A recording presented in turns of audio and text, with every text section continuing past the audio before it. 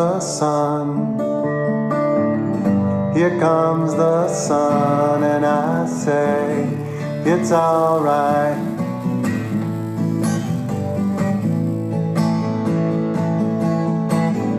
Little darling, it's been a long, cold, lonely winter.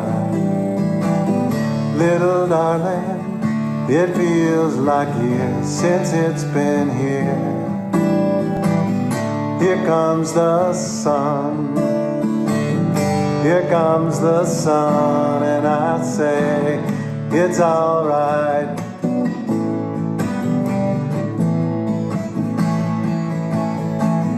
Little darling, the smiles return into their faces.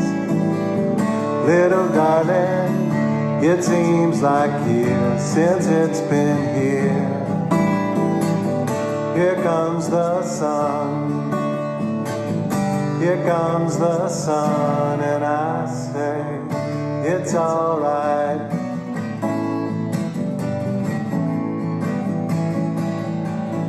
Sun, sun, sun, here it comes. Sun, sun, sun, here it comes.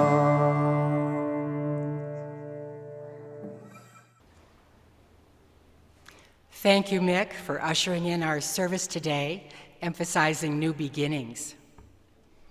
Good morning, and welcome to the Sunday morning service of the Unitarian Universalist Fellowship of San Miguel de Allende. Though most of us are Zooming this morning, we are grateful to be together in this virtual space where we can still create and sustain our community.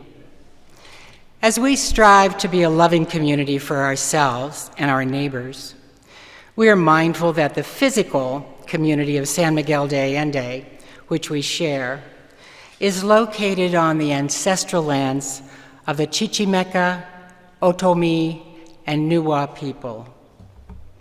My name is Crystal Sargent, and I am a member of the Sunday Service Committee, and I am happy to be your service leader today. You are welcome here, no matter who you are, no matter where you come from, no matter what your background. You are welcome here to join us as we proclaim worth in our spiritual journeys. You are welcome to join us as we sing songs that uplift our very beings. You are welcome to join us in community as we learn, live, and love together. All are welcome as we worship that which gives us each meaning and value. No matter what you call this building, this hour, or this gathering of people, we worship as one body, illuminated by the light of the chalice. We are pleased to have as our speakers today two of our own UU members, Jean Marie Stine and Lee Knox.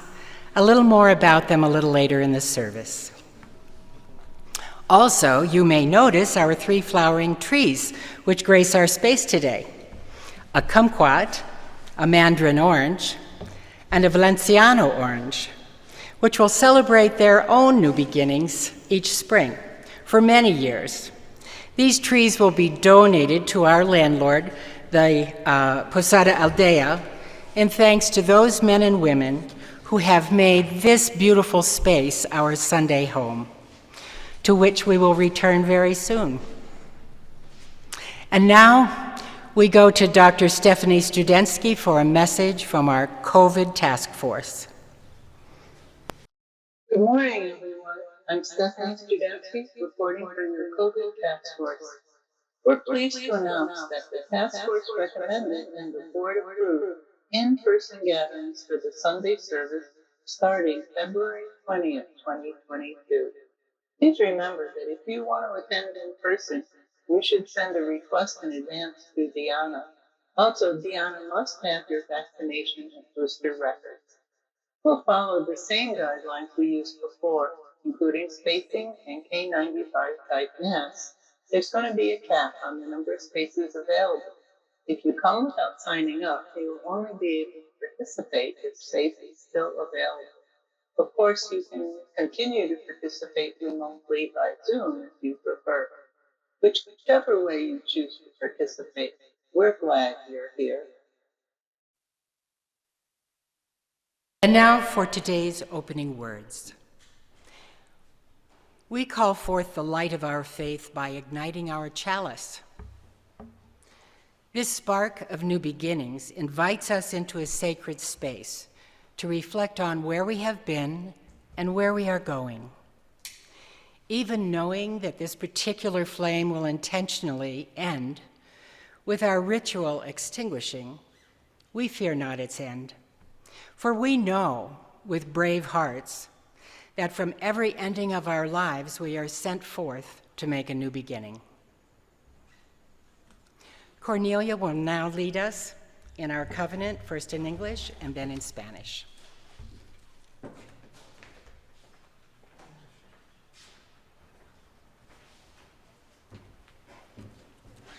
Good morning. Join me now in reciting our fellowship's covenant, first in English and then in Spanish. We respect the interdependent web of life and work for a just and peaceful world. We encourage the search for truth and meaning, strive for compassion in our relationships, and seek values that will benefit our lives and the lives of others. This is our covenant. Respetamos todos los estilos de vida dentro de su red interdependiente y trabajamos por un mundo justo y pacífico. Alentamos la búsqueda de la verdad y la comprensión total. Nos esforzamos por mantener compasión en nuestras relaciones y buscamos valores que beneficien nuestras vidas y las vidas de los demás. Este es nuestro convenio.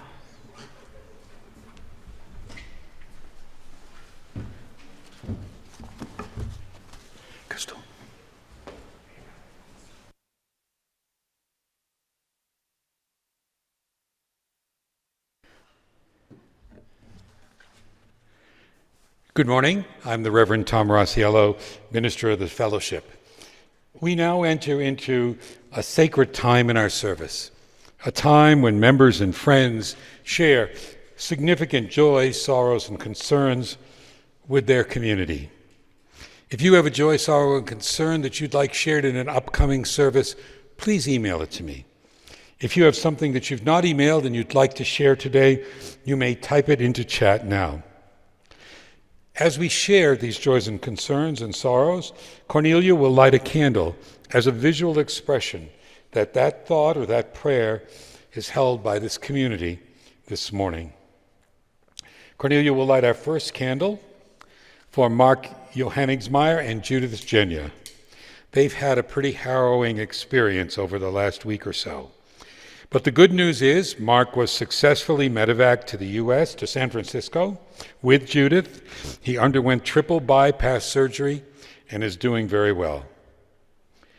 Because of the COVID restrictions at the hospital, Judith has not been able to be with him, only in touch with him electronically. Mark, I believe, just came out of intensive care and moved to the regular part of the hospital. And Judith is trying, as she did, setting up all of these arrangements to take care of the arrangements for rehab and aftercare. But also due to the COVID situation, the hospital is short-staffed and there are a few caseworkers or discharge supervisors. So she's finding it difficult to get the services lined up that she needs for Mark. So this is a candle of complete recovery for Mark and of support for Judith as she handles these many tasks. Cornelia will light our second candle for another of our bypass surgery patients. This is a candle of real joy. Michael Murphy is not only doing very well after his heart surgery, but is home in San Miguel. I know he would continue to appreciate your notes of support, but give him a little time to get stronger before there are visits. Third candle we light for our care team members who continue to bring food and visit and provide other services to Elsmarie, who's seeming better every day. And also, of course, for Elsmarie, we send our best wishes as we express our gratitude for all the care team continues to do. This week, we celebrated the life of Carol Turner in a service in the garden at Real de Minas. Many of you attended.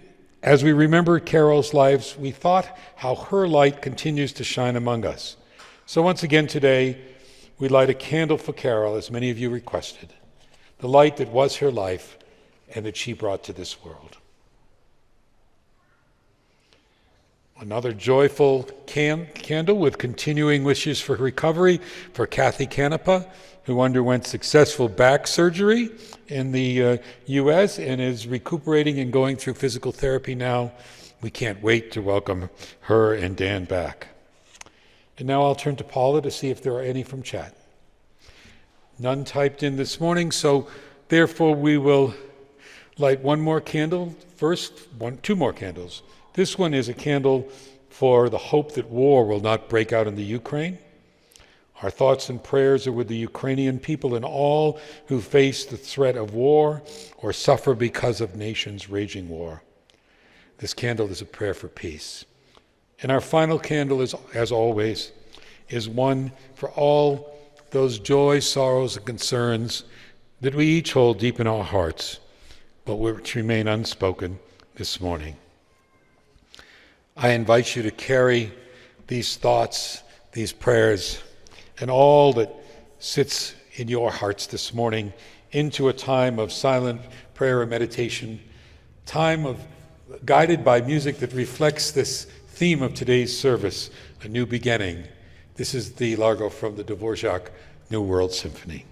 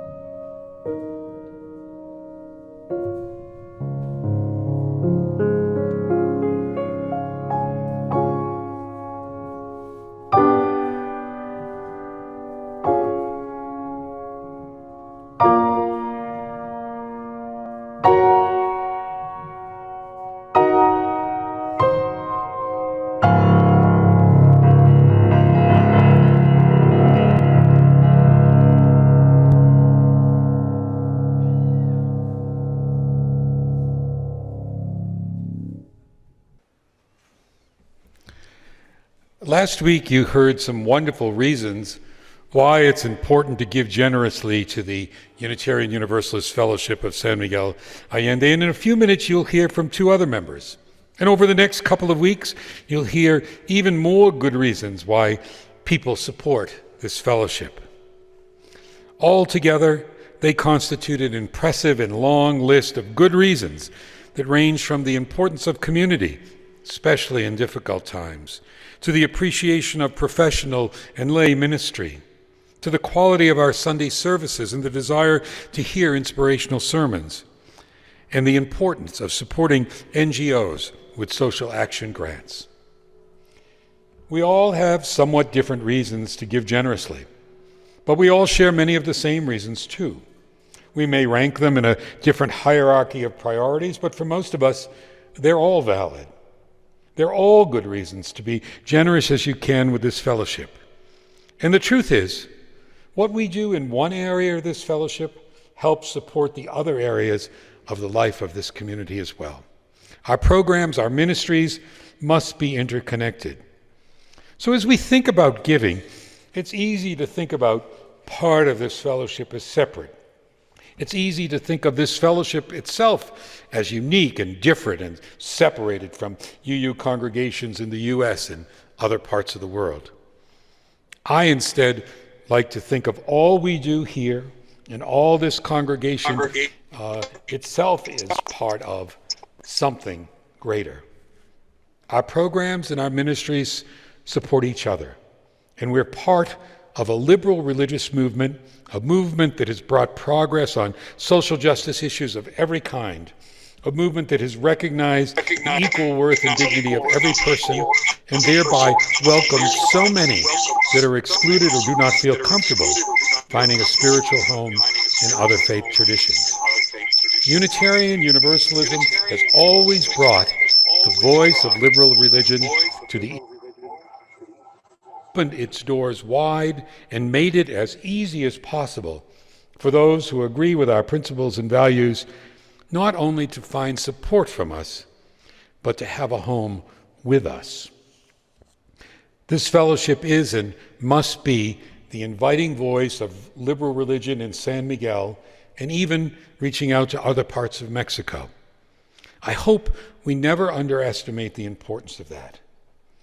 We have a hopeful, even sometimes life-saving message to offer here in Mexico, just as we do in the US, Canada, and around the world. So my idea about pledging involves not just supporting what we are, but what we can be. I believe the potential for this fellowship here in Mexico is almost limitless. The ideas and principles we espouse, the kind of community we offer, has an appeal well beyond a limited group of largely elderly gringos. Of recent, we've been blessed with some younger members and some young families joining our ranks. Moreover, some Mexicans have been finding us as we reach out more broadly. This isn't proselytizing or colonialization. It is welcome. It's about sharing ideas across cultures and inviting others different from us to bring their beliefs, their culture, into our community. One of the things the recent surveys indicated was a strong desire to be more bicultural. And many of us here enjoy singing that hymn, "We Will Be One." I believe we can move much closer to that goal here in Mexico than we are right now. Some of you have noticed that fairly often we have Mexicans, usually young Mexicans, who join us by Zoom for our service. A couple of them have even courageously and eloquently spoken after the service in the coffee hour of the attraction to them of our religion. You know, when preparing for the joint service with others in Mexico a year ago, I was very surprised to discover that a group of young Mexicans who studied religion at the University of Guadalajara and learned in that course about Unitarian Universalism formed a group, I guess we might call a fellowship, where they explore our ideas and our principles together. They find our principles of inclusion, protection of the planet, and spiritual freedom so appealing. And why wouldn't they? Because they're Mexican? Because their first language is Spanish? Because they're supposed to be Roman Catholic? Not long ago, I did a child dedication service for two beautiful Mexican twin girls. At that celebration, almost everyone was Mexican. Many were young parents with their children. I did it with an interpreter because my Spanish isn't good enough to say what I wanted to say. I watched them as they heard the translations of the liberal theological ideas that I spoke about children not being born in a state of sin, but born in goodness. At first, it almost puzzled them, and then I saw their faces light up. And at the end of that service, to my amazement, they all applauded. After the service, several parents spoke to me, and they said, "What you said is what we really believe. We don't believe our baby was born with sin that needed to be washed away." One even asked if I would consider doing a child dedication for their service. In December, Malcolm was preparing a group of talented young Mexican singers for a concert. Some were staying at our house and all were having breakfast with us. They were very curious about what I did, about this religion that they'd not heard of before. I told them that it welcomed everyone, regardless of what they believed and who they were. One of them said to me, "Well, you would not welcome me because I'm a gay pagan. No religion will welcome me." I told him, "Not a problema. For UUs, we have lots of folks just like you in our congregations." And I gave him a copy of this book. It's the Pocket Guide to Unitarian Universalism in Spanish. I gave out 10 of those over the last year, all to Mexicans who approached me with questions about us.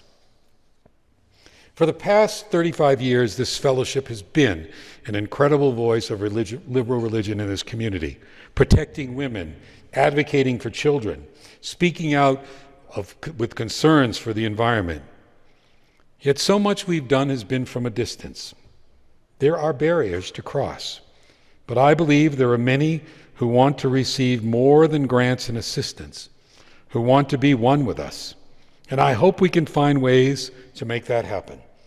I believe that as wonderful as the things we do are, this is a time to embark on new beginnings, new initiatives that will enrich the old and bear new fruit as well.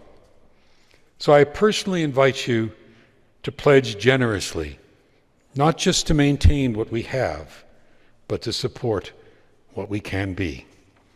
And now we'll go to Carolyn Simsarian with her thoughts and an update on the pledge drive.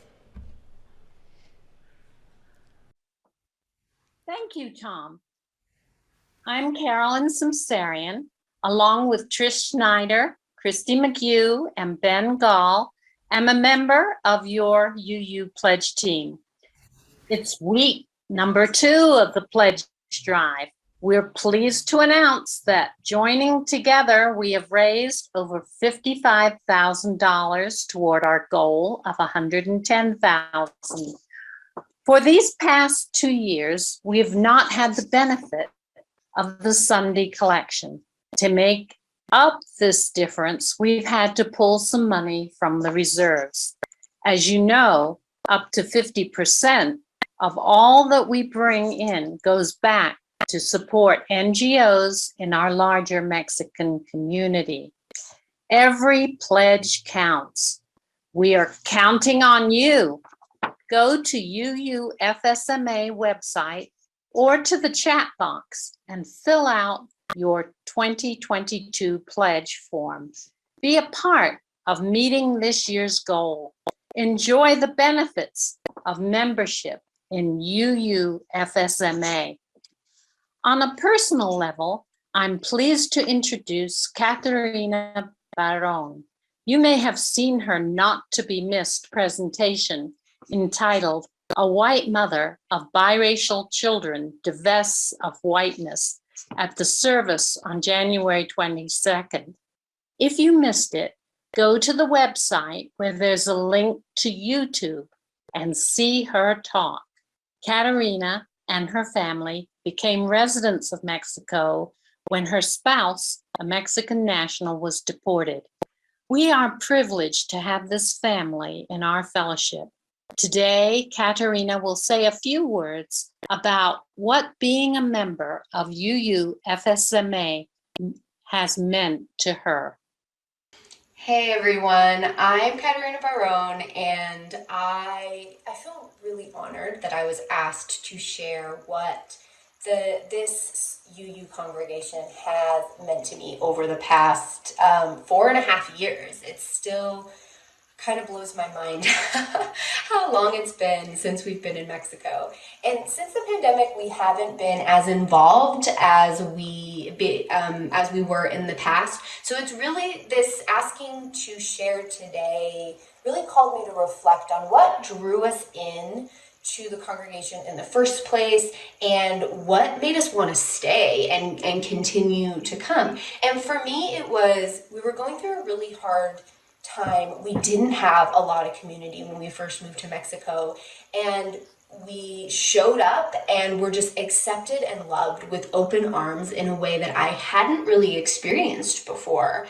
And it was just a safe place for us to come and kind of ground our life in. Like, coming to Sunday service was like the one constant during a time of a lot of chaos and uncertainty and rebuilding our life that was during a really hard time for us.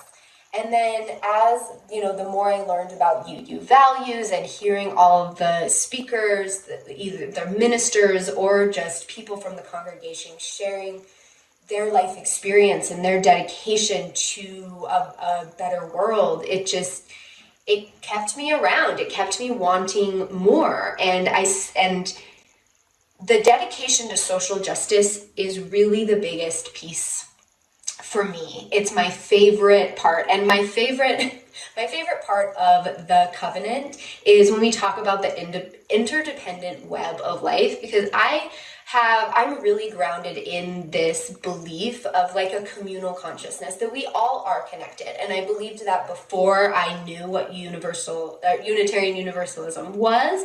And then for that to be so grounded in this congregation, that we are so connected and that we all can come together and pool resources in a community that really deeply cares about giving back, that to me was something I had never really witnessed before. And it warms my heart being part of this, and I hope to be part of it for many years to come. It's been a really wonderful, joyful experience to be part of this congregation throughout the years, and I can't wait until we can finally meet in person again and have coffee time and eat cookies, and I'm really looking forward to that as well. And until I see you in person again, I'm wishing everybody a happy Sunday, and I'll see you soon.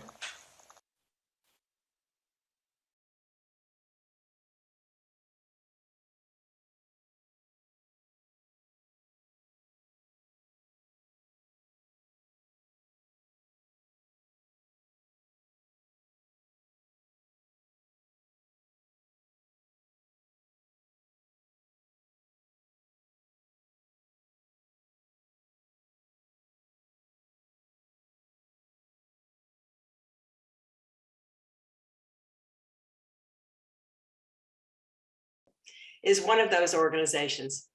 We're proud to partner with them because their mission is to ensure that all San Miguel children have the ability, who haven't the ability to hear, become literate, independent, and productive citizens who set and achieve goals. UUFSMA's impact, which is fueled in part by our donations, can perhaps best be illustrated with the following story. Valeria, who's 11, just started attending school. Because UUFSMA exists, she's learning Mexican Sign Language and beginning to read and write and learn numbers. She has a sunny disposition, always smiling, so happy to be in school with other kids who are just like her, who understand her. Valeria lives in the Campo, a long distance from the school, about an hour and a half each way. Her family, though very committed to getting her to school, doesn't have the resources to pay for that transportation. Valeria's older sister needs to accompany her each day. She learns Mexican Sign Language at UUFSMA, so that she may communicate with Valeria. This doubles those transportation costs to $360 per month. Each child deserves the opportunity to attend school and one that is right for them. Please help us help UUFSMA create new beginnings for children like Valeria. Donate to infuse the spirit of life into UUFSMA's programs to provide new beginnings. Help the Valerias of San Miguel leave their former lives as they learn a new language that can provide a fresh perspective and unforeseen possibilities of joy. Your donations create miracles for Valeria and others to confront the fear of change with the patience provided by feeling protected. Such children no longer need to sit on the sidelines, but instead feel their strength, extending themselves to learn, grow, and pursue new interests, just as we are in their country. Your gift literally sets them free. In this season of love, go to our donation link in chat and or to our website at uufsma.org and or to the basket being passed when we meet in person. And give until you feel good about Valeria and the thousands of others for whom your donations are helping alleviate the injustices of poverty. Thank you for your generosity to make our community a stronger place for us all. The offering will now be collected and very gratefully received.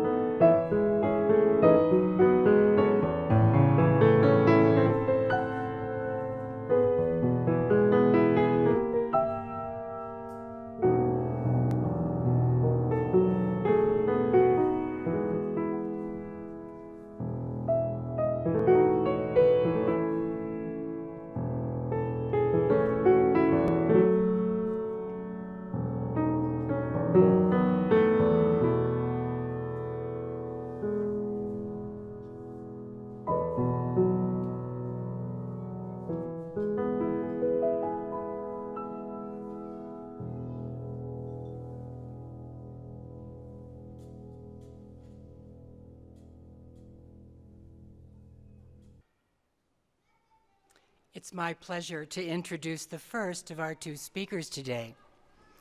In her mind, Jean Marie Stine has been a Unitarian Universalist since age 12, but first joined a UU community at age 62. Taoism and Zen influence her deeply.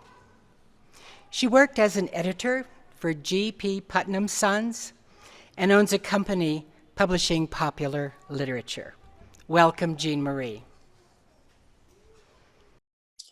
Hello, my name is Jean Marie Stine, and my pronouns are she, her, and them, they. First, I would like to thank the Sunday Service Committee for their incredible forbearance while I edited and re-edited and even reconceived these musings on new beginnings. Looking back on my life, I realize it has been about nothing but new beginnings. I hated them at first, but then first grade, Nashville, Tennessee. Second grade, England, Nashville, Baton Rouge, Louisiana. Third grade, Baton Rouge and Fort Worth, Texas. 6 schools in 3 years. I dropped from the top of my class to the lower middle at least. It was in Baton Rouge for the first time that I found myself a stranger among kids who had grown up together, had their own little cliques, and no interest in an outsider. That was the worst for me as a kid, and the best, because to occupy my time as others have done, I became an omnivorous reader, mostly of science fiction, with a collection of books in the hundreds. I read favorites many times. They became my friends, my companions, my first community. Why science fiction? There was something transcendent in it for me, like the part in the carol, Angels We Have Heard on High, where Gloria rises in a single extended note and then explodes triumphantly in Excelsis Deo. And so, near the end of second grade, when we finally left Baton Rouge for Fort Worth, I was a reader, a loner, an introvert. Although I would not learn it for many years, my mom put her foot down at that point, pointing out that changing schools so often had hurt my grades. She insisted that in the future I remain in the same school until I graduated. Then, if we moved somewhere else, that I stay at that new school until graduation from it. And sure enough, we did not move from Fort Worth until I graduated grade school. Then we relocated to Davenport, Iowa, where I remained at Sudlow Junior High until I received my diploma. But before that summer was over, I was off to high school in Sacramento, California. I was still the outsider, but we stayed long enough in each town that the other kids had time to get to know me, and I always managed to find 2 or 3 kids in the school who read science fiction, and we became BFFs. I hated to leave when it was time to move again. Now, after developing a lifelong antipathy to moving, you might think I would have stayed in Sacramento for the rest of my life. But I didn't. You see, in those days, science fiction was the most despised form of literature on earth.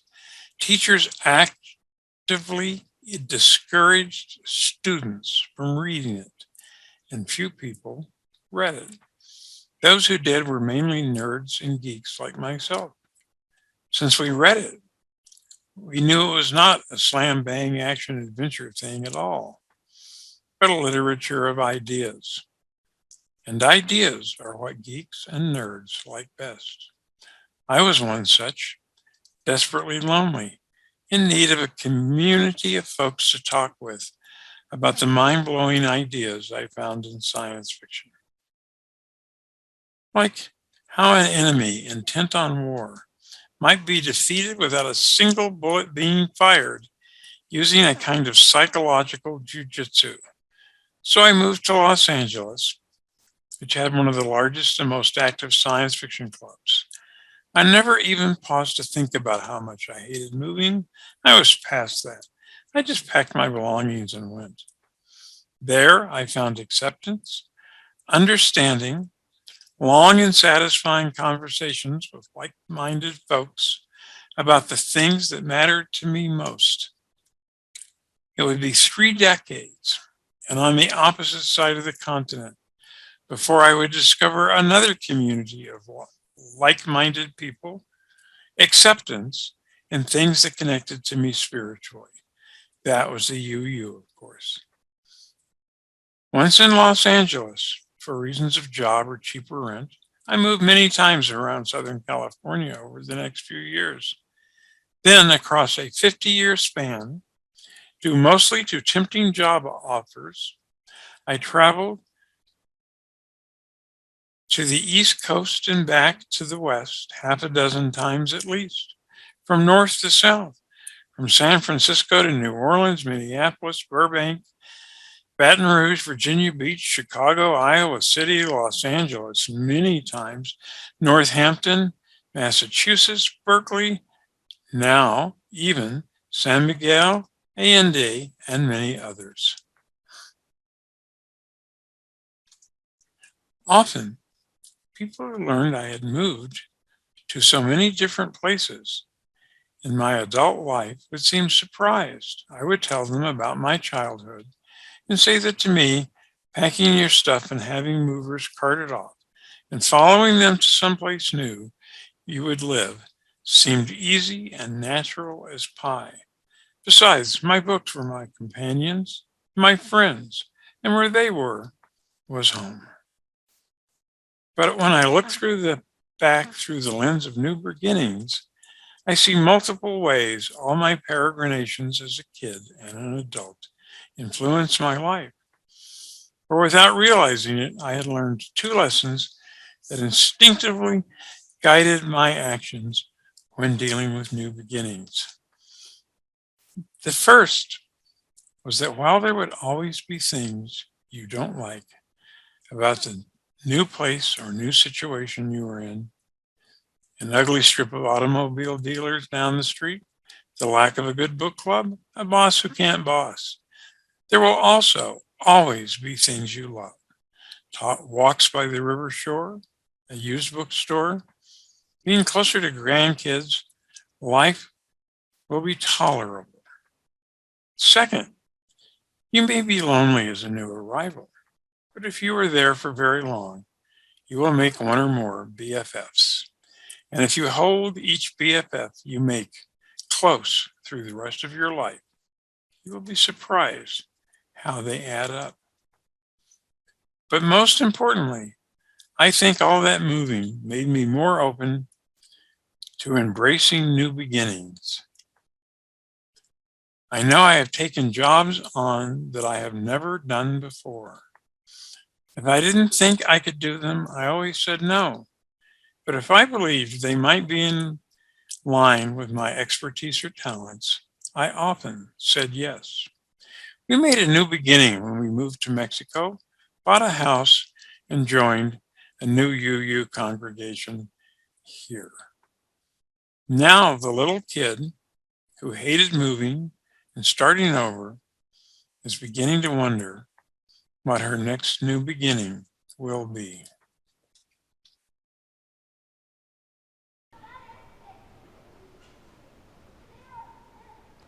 Thank you, Jean Marie, for sharing some of your history with us.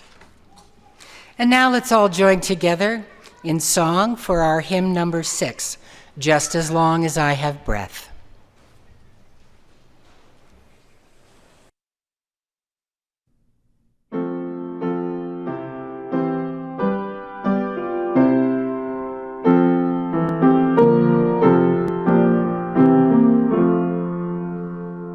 Just as long as I have breath, I must answer yes to life, though with pain.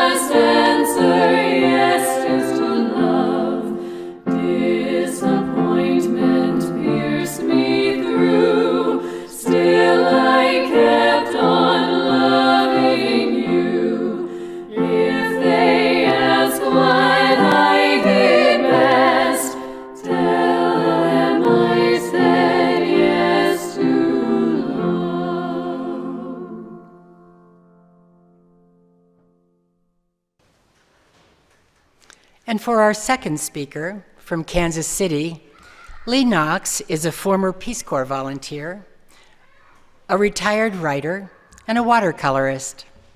She became a UUFSMA member 5 years ago when she moved here, and now shares an apartment in North Centro with her sister, Lynn. Welcome, Lee. Good morning. My name is Lee Knox. Thank you for inviting me to speak today about a very important new beginning in my life. I used to be a drunk. Now I'm not. Let me tell you how it happened. I was raised by the quintessential suburban parents of the 1950s and 60s. Dad had a corporate office job. Mom was a housewife. There were 4 of us kids. There was no violence, alcoholism, drug addiction, poverty, or any other family hardship that might lead one to alcohol abuse. In high school, I started taking drugs, out of boredom, I suppose, mostly LSD, because it was cheap and easy to come by at my school. I drank alcohol once in a while when my friends and I could find someone over 21 years old to buy it for us. This was in Dallas, Texas. Then my family moved to Kansas City, and I went off to the University of Kansas, where alcohol was cheap and more easily obtainable than drugs. You only had to be 18 to drink beer in Kansas. I was only 16, as I had skipped a grade in high school, but the bars near the campus assumed that if you were a student there at the university, then you must be at least 18. I loved to hang out in the bars and drink beer. I learned to play pool and got quite good at it.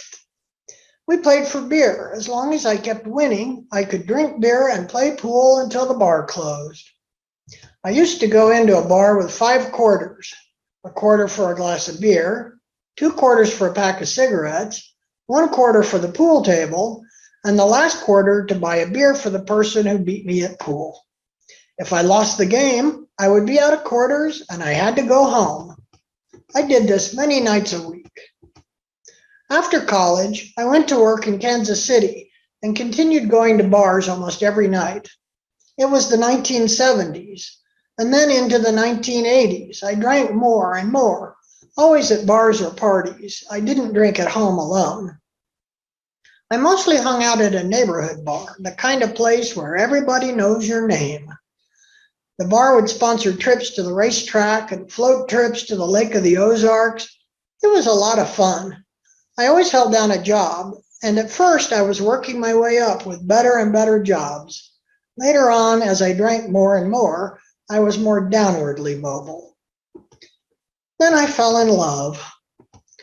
He was a Missouri farm boy named Bud. We worked together. He was married. Many nights after work, a whole group of us would go to a bar near the office to drink and play pool. The other guys would only stay for a while, and it would always end up with just me and Bud. We would drink more and talk more for hours. This went on for about 6 months. I didn't let him know that I had romantic feelings for him because he was married. And then one night, I told him. That's when we started our affair. I knew it was wrong. My parents had raised me better than that. I felt horrible about fooling around with a married man, and I kept planning to call it off. But as soon as Bud and I got together and we drank enough, it seemed okay because we were in love. After a while, he left his wife and moved in with me. After his divorce, we got married and were together for 10 years. We worked together and we drank together. We were best friends and drinking buddies. Then Bud and his work friends started a new company on the other side of the city. They worked long hours, after which they went to a bar nearby, or sometimes they stayed at work, brought in some booze and often some cocaine. Whatever they were doing, it didn't include me. I'd lost my drinking buddy, and we grew apart. After an ugly incident one night involving way too much alcohol and cocaine and a gun, I hate guns, I decided I had had enough of Bud. I moved out and told him I wanted a divorce. So now I was single again and still hanging out at the bars. I became famous among my friends for being able to date two guys simultaneously. As long as the men knew about each other, I figured it was okay. It wasn't until I stopped drinking that I realized that this might not have been fair to the men. One guy had gotten tired of it and told me, "It's either me or him." So I said, "Okay, him." That only lasted a few months, then he was calling me again. I had always been a happy drunk, until I wasn't. I knew I had a problem, but I wasn't sure what to do about it. It seemed to me that the problem wasn't alcohol.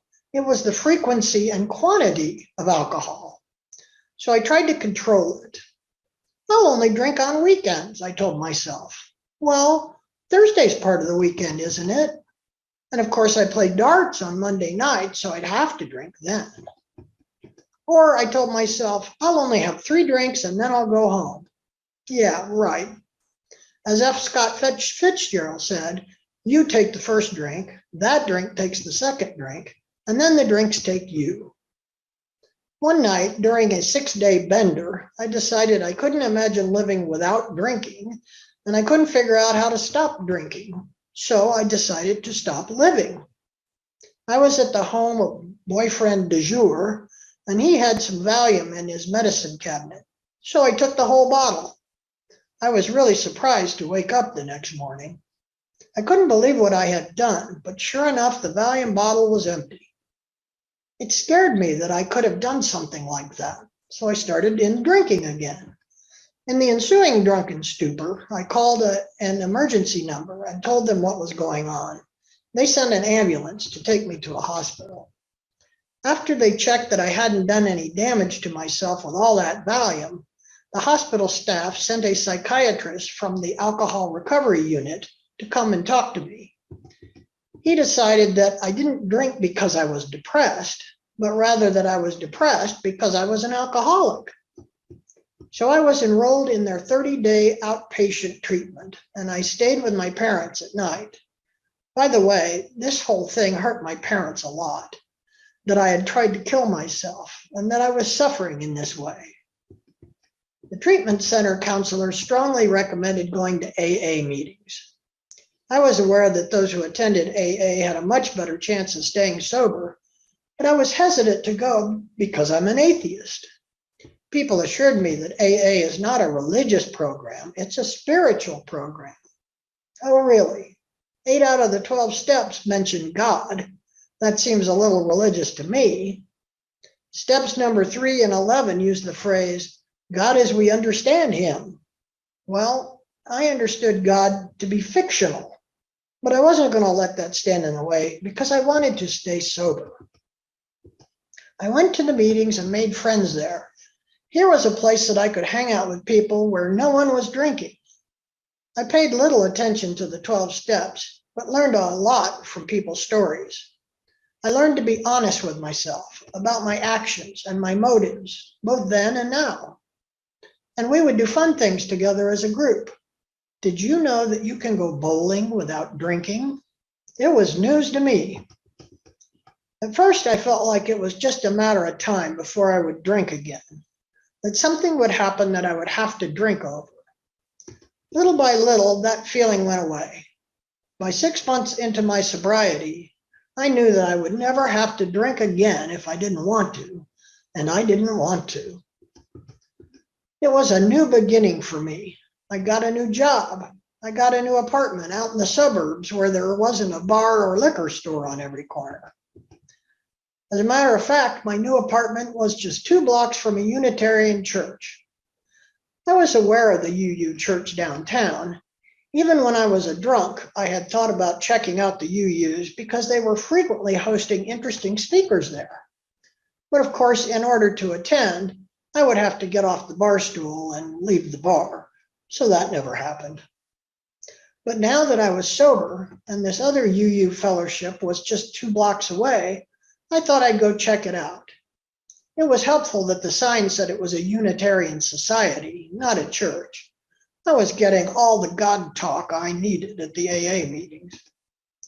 At this UU society, I was hoping to find new friends. people who were well educated and free thinking, and I did. I enjoyed being part of the community, and I made many friends there. And now sober, I was able to do many things. I could make plans and keep them because I knew I wouldn't be drunk or hungover. I attended the symphony, the opera, the ballet. I took vacations to South America and Europe. I joined the Peace Corps and lived in Transylvania for 2 years, after which I landed a job with Kansas City's PBS station. It felt good to work in the nonprofit sector. Even back when I was a drunk, I knew I lived a privileged life and should help out people who are less fortunate. I would hear about volunteer opportunities that were well within my ability and think, I should go do that. But back then, in order to do that, I would have to get off the bar stool and leave the bar.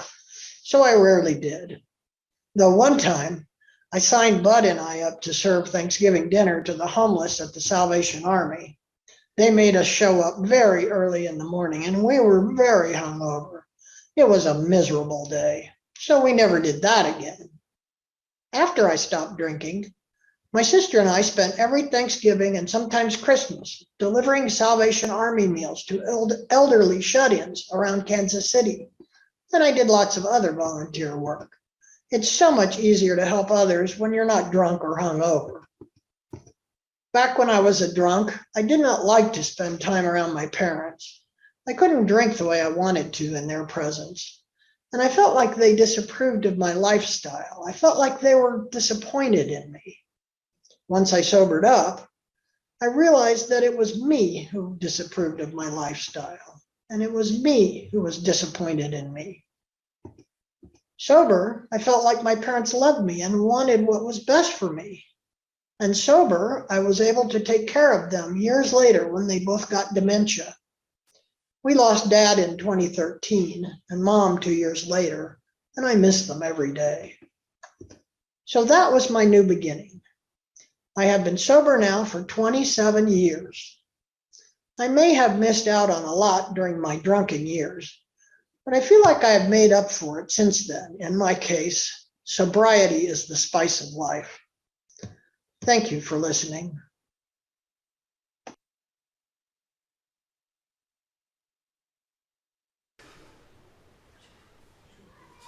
Thank you, Lee, for generously sharing your amazing new beginning with all of us. And now let's sing together hymn 123, Spirit of Life. Oh, I now invite you to sing with me, Spirit of Life.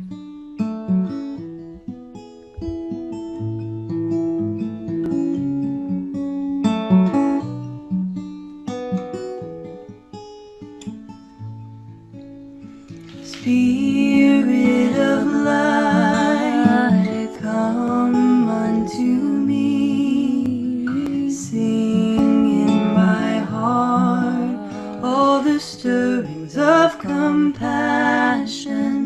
Blow in the wind, rise in the sea, move in the air, giving life the shape of justice.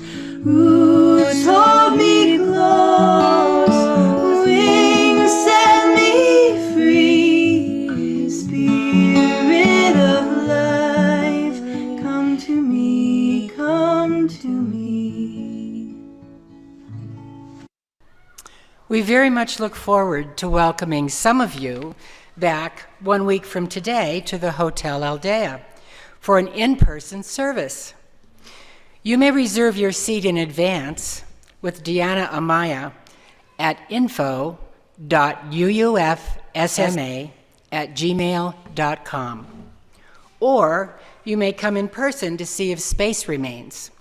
Don't forget to email Deanna your vaccination and booster card, or bring it with you in person next Sunday. And out of respect for each other, we will all wear our K95 masks throughout the service. And of course, we will continue to broadcast our services by Zoom for friends and members, wherever you are. As usual, today we invite you, after the service, to accept the invitation for a small breakout room for a few minutes, followed by a full regathering of everyone together to have discussion with today's speakers, Lee and Jean Marie. For today's postlude, we'll go to the New York City Ballet's performance called New Beginnings. Filmed at sunrise on the 57th floor of 4 World Trade Center in Lower Manhattan. This is a beautiful testament to the resilience of the human spirit. Today's closing words are, when the candle dims, the wax almost spent, still it provides light, still it provides heat, still it can kindle new flame and pass its glow on, and continue to new illumination when sunsets turn to new days, when seasons transform all. When the candle dims, all is not lost. Hope continues. Uncertain and true, like candlelight, ready to spark again. All is not lost.